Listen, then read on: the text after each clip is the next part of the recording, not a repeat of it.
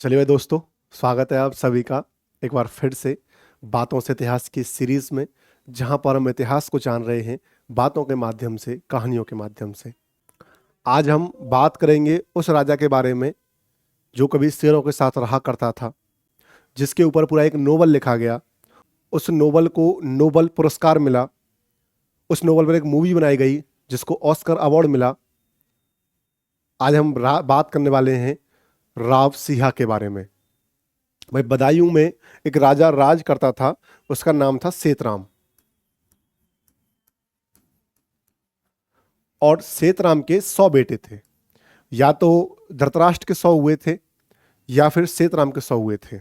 100 में 51वें नंबर का बेटा था सिंहा। बता भाई, कौन से नंबर का? 51। यानी कि 50 से तो छोटा था और 49 से बड़ा था, यानी 51वें नंबर का सिंहा था। जैसे ही सेतराम जी ने अर्धशतक पूरा किया था, तो पहला ही सिंहा हुआ था अर्धशतक पूरा करने के बाद। अब आपको पता है कि पहले क्या होता था कि जैसे पहले घड़ी थी नहीं, मोबाइल थे नहीं, तो टाइम कैसे देखें कि कब बर्थ हुआ है। ठीक है, तो पहले आपको पता है सौर और चंद्र की परछाई के आधार पर टाइम की गणना की जाती थी। आज आप भी देख लो, आपके यहाँ जो बड़े बुजुर्ग होंगे वो आज भी सूरज की छाया को देख करके समय बता देते हैं कि 4 बज गए हैं, 4:30 बज गए हैं। ऐसे पहले हुआ करता था कि घड़ी फोन वोन तो थे नहीं। तो जब भी देखा कि सूरज यहाँ है, छाया यहाँ पे बन रही है, तो ये समय हो रहा है। चंद्रमा, रात को चंद्रमा की छाया देखी, ये समय हो रहा है। इस प्रकार से समय का निर्धारण किया जाता। और शायद ध्रुव तारे से भी रात को देखा करते थे। तो हुआ क्या कि जब राव सिंहा हुआ, तो जो उसकी दाई माँ थी, उससे कहा गया था कि जब भी आप पुत्र या पुत्री हो, तो जो परछाई हो वहां पर लाइन खींच देना, हम बाद में वहां से टाइम निकलवा लेंगे। तो जैसे ही रानी के ये बेटा हुआ, तो दाई माँ खुशी खुशी में लाइन खींचना भूल गई और बेटी की बधाई सब देने के, सब राजा के बेटा हुआ है, बेटा हुआ है। किसी ने चैन तोड़ के दी, ले इतनी अच्छी खुशी की बात बताई है, तो बधाइयां लेने लग गई सभी से। वो भूल गई कि सूरज की परछाई पर लाइन खींचनी है। उसे लगभग 20 मिनट बाद या आधा घंटे बाद याद आया कि मुझे तो टाइम टेबल की लाइन खींचनी थी। तो तब तक परछाई थोड़ी सी पीछे खिसक गई थी, तो उसने एक लाइन खींच दी परछाई पर। अब जैसे ही राजा को पता चला कि हमारे बेटा हुआ है, तो राजा साहब रानी कक्ष में आए और पंडित जी को साथ में लेकर आए और पंडित जी से कहा कि लाइन को देख करके और बच्चे का भविष्य बताएं। भाई, लाइन से आपको पता चलेगा किस समय पर जन्म हुआ है, उससे आप निकालोगे बच्चे का भविष्य क्या है। तो पंडित जी ने लाइन देखी और लाइन देखते ही कहा कि ये बच्चा गलत समय पर और गलत नक्षत्र में पैदा हुआ है। यदि बाप इस बेटे का मुंह देख लेगा तो तुरंत मर जाएगा। तो सीताराम जी ने कहा, क्या? दोबारा बताने को जरा, क्या कह रहे हो? कि यदि बाप ने इस बेटे का मुंह देख लिया तो वो तुरंत मर जाएगा। तो सीताराम जी ने कहा, कोई दिक्कत नहीं है, अपने तो 50 हैं और हो जाएंगे 10-20, इसका मुंह देखना जरूरी थोड़ी है, और एक के होने और ना होने से क्या फर्क पड़ेगा। तो यदि ऐसी बात है, इसका मुंह देखने से मेरी मृत्यु होगी, तो क्यों ना मैं ही इसको पहले मरवा दूं। तो सीताराम जी ने जल्लादों को बुलाया और उनसे कहा कि ये बच्चा लीजिए और इसको लेकर के और मार दीजिए। 4-5 जल्लाद थे, वो बच्चे को लेकर गए। बच्चा मात्र 1 दिन का है। अब जल्लादों का भी तो दिल होता है भाई।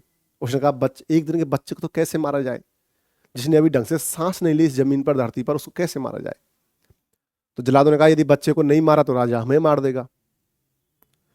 तो उनका मन तो नहीं माने मारने के लिए। उन्होंने कहा, भाई क्यों अपन पाप लें।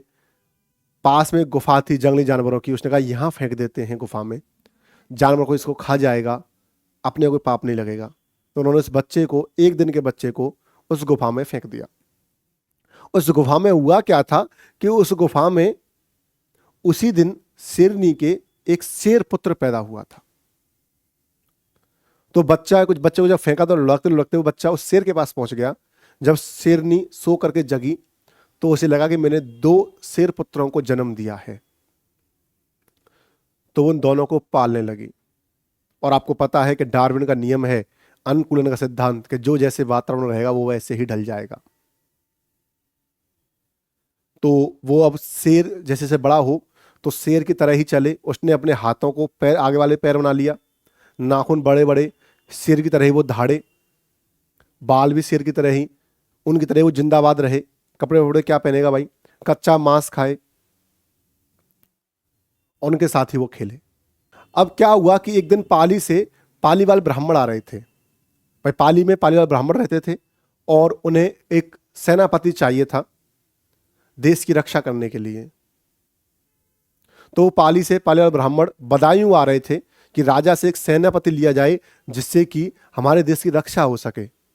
तो जब वो बदायूं के जंगल से गुजरते हैं तो वो क्या देखते हैं कि 5 शेर हैं, 5 शेर आपस में लड़ रहे हैं और एक जो शेर है वो इन चारों को मार रहा है।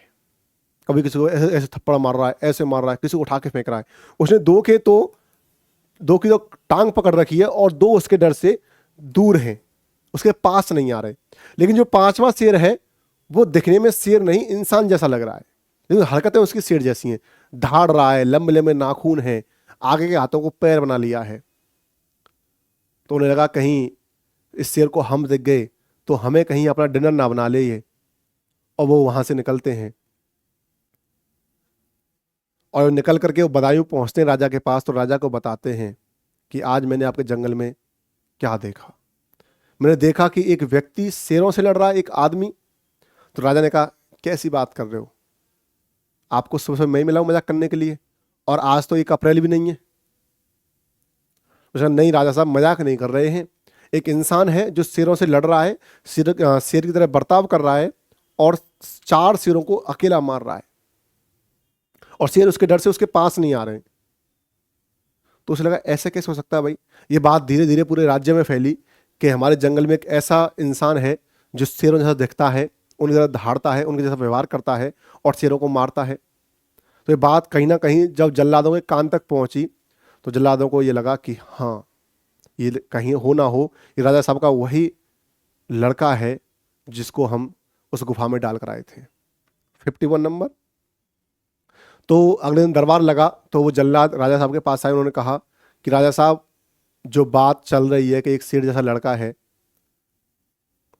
उसके बारे में कुछ बताऊं आपको? कि बताओ, लेकिन एक शर्त है कि आप मुझे दंडित नहीं करोगे। मैं कहा ठीक है, तुम्हारे लिए माफ, 7 खून माफ।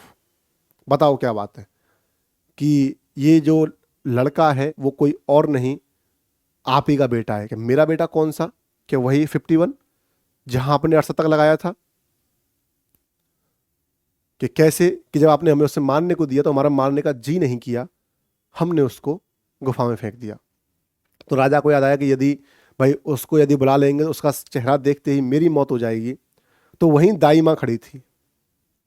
उस दाई माँ ने कहा कि राजा साहब, गलती माफ हो तो मैं भी कुछ कहूं?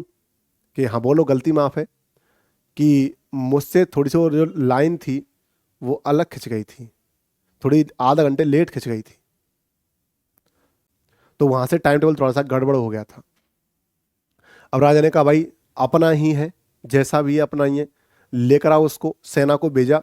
अब ऐसे तो उसे पकड़ नहीं सकते भाई, उसको तीर मार के बेहोश किया गया। जब बेहोश कर उसे लेकर आए, पहले उसके नाखून काटे, उसकी वैक्सिंग वगैरह की, चारों तरफ बाल बाल आए हुए थे, ठीक है। और क्योंकि भाई जंगल में रहा है, अब इंसानों के बीच आया है, तो एकदम से चेंज तो नहीं जाएगा, धीरे धीरे चेंज होगा। तो पहले तो वही धाड़े, उससे बोले धाड़ मत, बोल मुंह से कुछ, धाड़ना कोई समस्या का सॉल्यूशन नहीं होता। उसको कपड़े पहनाए, बोला कि जिंदाबाद नहीं रहना होता, कपड़े पहनने होते हैं। दाढ़ी वाड़ी सेट की उसकी, बाल वाल बनाए उसके, वैक्सिंग की, यहाँ से बाल बाल साफ किए उसके, नाखून काटे, उसको अच्छा सा राजकुमार बनाया। कुछ दिन बाद पालीवाल ब्राह्मण फिर राजा के पास आए और राजा से आकर कहा कि हमें एक सेनापति चाहिए जो हमारे पाली की रक्षा कर सके, हम उसे टैक्स दे देंगे। उसने कहा ठीक है, मेरे 100 बेटे हैं, कोई बेटे को ले जाओ। कि कोई नहीं चाहिए, वही चाहिए जो उस दिन था। उन्होंने सिया को बुलाया कि ये रहा, कि ये, कि हाँ ये वही है, बस इसकी थोड़ी सी वेशभूषा हमने चेंज कर दी है। तो राव सिया को वहां से वो लेकर जाते हैं और सिया खेड़ को अपनी राजधानी बनाता है और लड़ता लड़ता वो शहीद हो जाता है। ये कहानी आपने अब सुनी है, हमने ये कहानी बचपन में सुन ली थी और आपने भी कहीं ना कहीं सुनी होगी। आपने यूट्यूब पर एक गाना सुना होगा कि वो ना, जंगल जंगल फूल खिला है, ऐसा कुछ कहानी है। द जंगल बुक जो है, हुआ क्या था कि इसकी आने वाली पीढ़ियों ने जोधपुर किले में एक तस्वीर लगवा दी जहां पर एक व्यक्ति 4-5 शेर से लड़ रहा है, 2 को पकड़ रखा है, 2 उससे दूर हैं। तो जब एक इंग्लिश मैन रूडयार्ड किपलिंग यहाँ भारत आया तो उसने इस मूर्ति को देखा और मूर्ति को देखकर कहा, तो उसने इस तस्वीर को देखा और तस्वीर को देख करके कहा कि भाई ये कौन है, इंसान शेरों से लड़ रहा है। उसने कहा ऐसे मत को, हमारे राजा साहब हैं, राव सिंहा। जब उसके बारे में बताया कि इंसान शेरों के बीच रहा था, शेर जैसा व्यवहार करने लग गया, तो वो यहाँ पर एक नोवेल लिखता है, द जंगल बुक। क्या लिखता है भाई? The jungle book. उस नोवेल को साहित्य का पुरस्कार मिलता है 1907 में, नोबेल पुरस्कार। ये किसी अंग्रेज को साहित्य का पहला पुरस्कार था। इस पर एक हॉलीवुड मूवी बनती है, उसे 2012 में ऑस्कर अवार्ड मिलता है। सोचिए, हमारी वो कहानी जिसको हम बचपन से सुनते आ रहे हैं, जब इसने एक नोवेल का रूप लिया तो नोबेल पुरस्कार प्राप्त करती है, और जब ये एक हॉलीवुड मूवी बनी तो इसको ऑस्कर मिलता है। तो वो जो व्यक्ति है जो जंगलों में घूम रहा है और जानवरों के साथ रहकर के जानवरों जैसा व्यवहार कर रहा है, वो और कहीं नहीं है, वो सिया है। क्योंकि शेरों के साथ रहा था तो राजा ने इसका नाम बाद में राव सिंहा रख दिया था बुला करके, क्योंकि शेरों के साथ यानी कि सिंहा। तो द जंगल बुक हमारी ही कहानी है, जो एक तस्वीर, हमारी तस्वीर से प्रेरित है। इस पर हमें गर्व है। द जंगल बुक कुछ और नहीं, रूडयार्ड किपलिंग ने एक तस्वीर देख करके एक नोवेल लिखा, उस पर एक कहानी बनी। अब आपसे हम फिर मिलेंगे बातों से इतिहास की सीरीज में किसी नई कहानी के साथ।